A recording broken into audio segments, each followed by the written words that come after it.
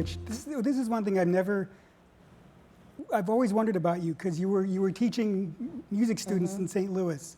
And then what propels you from there as a young woman to Los Angeles? How did you achieve escape velocity? Well, a couple of things. I was singing in what they call pickup bands, which are basically bands from a huge pool of musicians.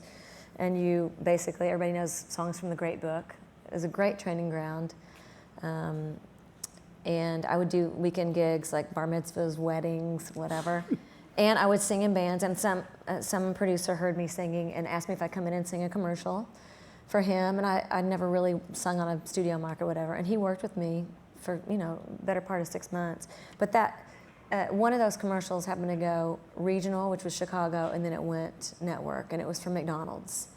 And I made $42,000 over the course of like 6 or 8 months, which was more than I made in 2 years of teaching. And which isn't that sad? And I really just felt like I had songs I could play. I just wanted to see if I could get my voice heard. I mean, I don't really know what makes somebody want to be heard, but I gave my notice that I wouldn't be coming back in the fall. I saved my money, and I moved in August or September. I went home, told my parents on a Tuesday, and they said, "When you leave?" And I said, "I'm leaving Sunday." And they were like, "Ha ha." And that's how I got started. So just sort of... I went out, and I had cassette tapes, and I had some of my commercials on it. And I had a couple of songs that were original, and I took them. I got into LA at 4:30 on the 405, and it was standstill traffic, and I'd driven all night by myself, and I just sobbed, I boo-hooed. I was staying with friends of friends, and I get there, and it was crazy. One of the girls had an abortion that day, and they were doing blow, and I was just like, what have I done? What have I done? And that's where I started, and it was all uphill from there. That was my introduction to what I felt like, oh my God, I've literally driven into Babylon, and... There's a song in that. Yes, actually, my first record there's a lot of that debauchery in it. But I got a list of working studios in town, and I drove with my Thomas guide all over LA. And I mean, Thomas guide. There was no GPS. And I took my cassettes, and I walked in, and I said, "I hope you'll listen to it."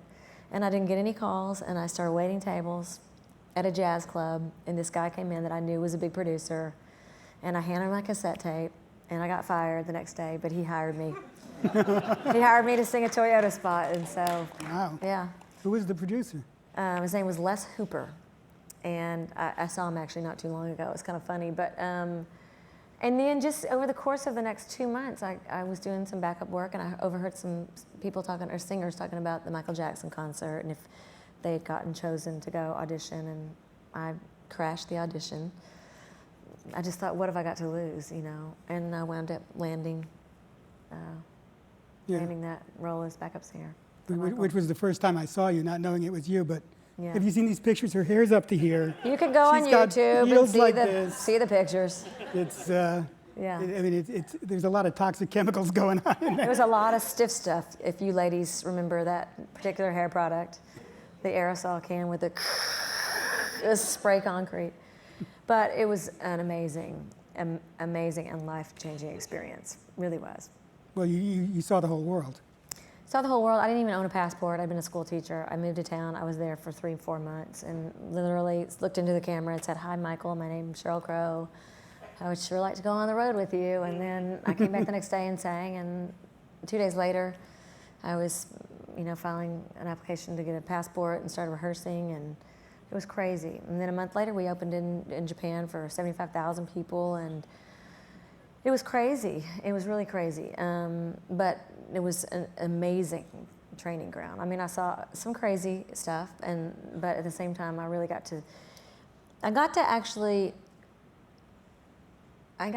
witness what it means to be in touch with your humanity and the fragility that goes along with that, and your divinity. And I, you can go on YouTube and you can see the greatest artists in the world, Eric Clapton playing, George Harrison. You can go back and see old films of Ella and Billie Holiday, and you can see these people in their pain, in their divinity. Not that the two are the same. I mean, it's that fragile spirit, and it's that thing that is not definable to me, that is the divinity that exists in all of us. The thing that makes us run sporting events and break records, that thing that makes us write some piece of poetry that we cannot figure out where it came from because it doesn't even sound like our vernacular. That is that moment of touching or of being in your divinity. The closest you will ever be to spirit. And I watched that one, Michael. I watched that thing. Yeah, I watched that thing that what Santana says, it changed the molecules in a stadium of 75,000 people. I saw it, I see it in Mick Jagger, even though he's much more, showy, flamboyant. There's not those tender moments as much, but there is something that does reach you in moments. But with Michael, I saw it a lot. I saw him doing the things that nobody had ever done before. I saw him doing moves that none of us had ever seen, and we saw him for the first time. And to create something that no one has ever seen, ever done, I think people really underestimate that, and they take it for granted because we see so much and there's so many images.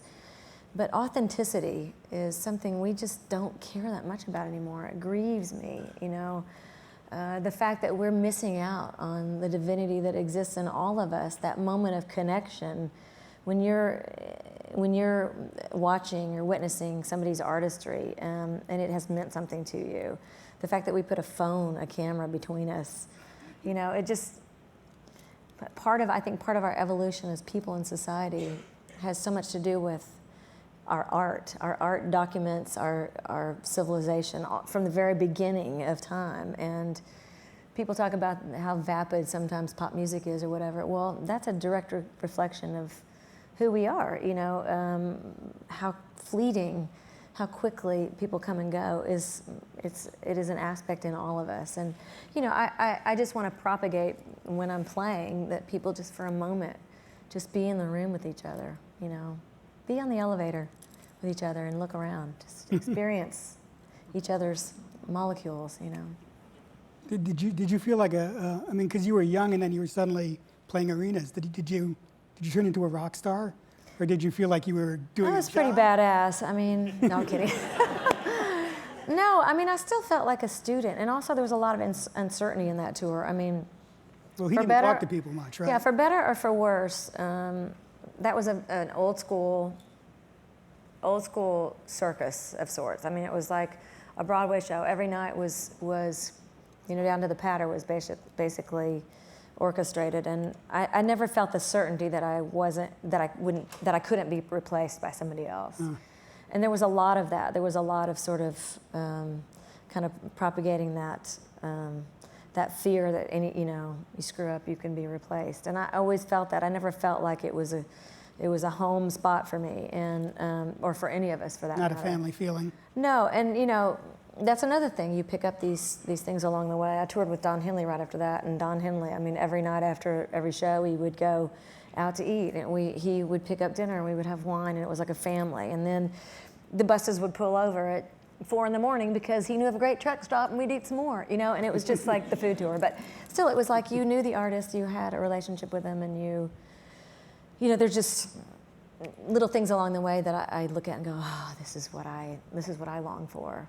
Mm-hmm. Now, when you're a big artist and you have lots of security around you and stuff, I think your longings sometimes are to be isolated, to not have people needing, wanting.